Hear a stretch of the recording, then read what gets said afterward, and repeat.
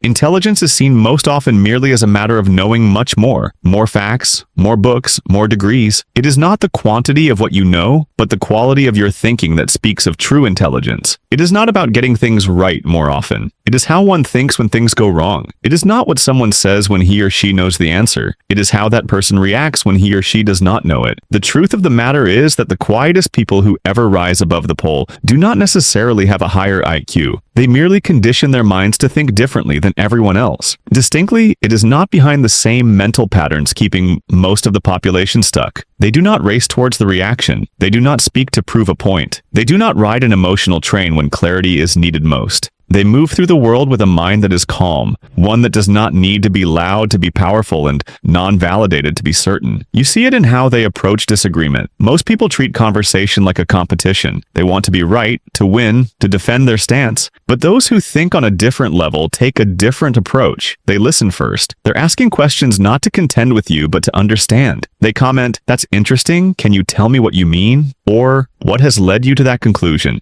Instead of immediately correcting, they explore. And that subtle shift changes everything. It disarms conflict. It builds a connection. It creates space for insight to appear. Because when the goal is understanding rather than winning, you get clarity instead of chaos. You don't just appear smart, you think smart. This mindset also changes how they handle failure. Most people treat failure like the end. One rejection, one bad day, one moment of doubt, and they spiral. They tell themselves they're not good enough. They start pulling back, but high-level thinkers pause. They zoom out. Instead of saying, "I failed," they ask, "What system produced this result?" They stop seeing outcomes as personal and start seeing them as data. If something didn't work, it's not a judgment on who they are. It's a clue about what to adjust. That kind of thinking makes them anti-fragile. They don't just bounce back. They bounce forward, learning faster than most even realize they're learning. And in the middle of pressure, their mind stays quiet, not blank, not passive, just centered. But whilst others lose sight of what's wrong or someone else's opinion or why things are unfair, they focus on that one crucial question and ask, "Am I in control?" If not,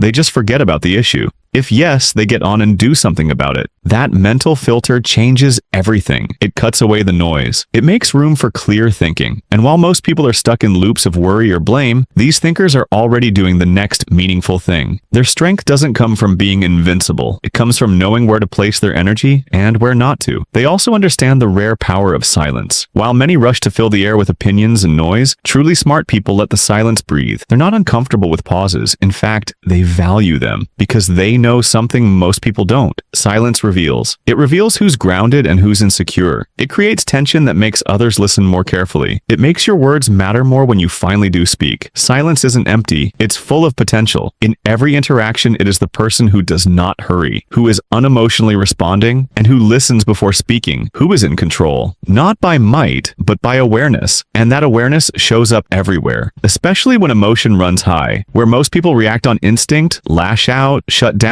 or argue blindly, smart thinkers create space between the stimulus and their response. Something upsets them. They pause. Something surprises them. They breathe. Instead of being ruled by feelings, they observe them, not to suppress, but to understand. They know the difference between reacting and responding. One is fast but costly. The other is slower but deliberate. That pause is where emotional intelligence lives. And in that space, they find better words, better moves, better outcomes. Real intelligence is not about being perfect, but about being intentional. It is the capability to slow down enough to consider choices rather than to react, to pull back just enough to recognize patterns that others do not. It is the wisdom to hold silence, ask better questions, let go of the things that cannot be changed, and treat every error as a stepping stone rather than a dead end. None of these are superpowers. They are practices anyone can cultivate. The majority never end up putting in the time and focusing here because they're too caught up in their own noise to hear what their mind is actually saying. Being the most vocal in a room never qualifies one as the smartest. You don't really need to know it all. A little above average thinking will improve human interaction. It's reminding you not to open your mouth when you have the itch to argue. It's like saying, "Is this useful?" before speaking your mind, tuning your mind before you pay attention to your surroundings. The stories one tells himself after every failure are replaced by logic and not by fear. It means pausing before deciding because once taken, you can never go back. All you need to do is begin. Thus, there is no need to commence from anywhere. It matters what you practice. You can begin with just one shift. Maybe today, you let one argument pass without needing the last word. Maybe you pause before reacting to something that normally triggers you. Maybe you ask one person, "Tell me more," instead of trying to prove your point. They may seem like small things, These subtle and silent habits, which most people disregard, become suddenly apparent when separating those who choose comfort and those willing to take up challenges to embrace opportunities. All that remains true is that perhaps the brightest minds in the world are those accepting all possibilities. They uphold their curiosity, they protect their mental space, they manage their emotions, and they continue asking even better questions while the world rushes by. And once you start that thinking least a little, you'll rise above the noise. Not because you have gotten louder, but because you started noticing what others didn't. That's how the top 10% think, and now you know it too.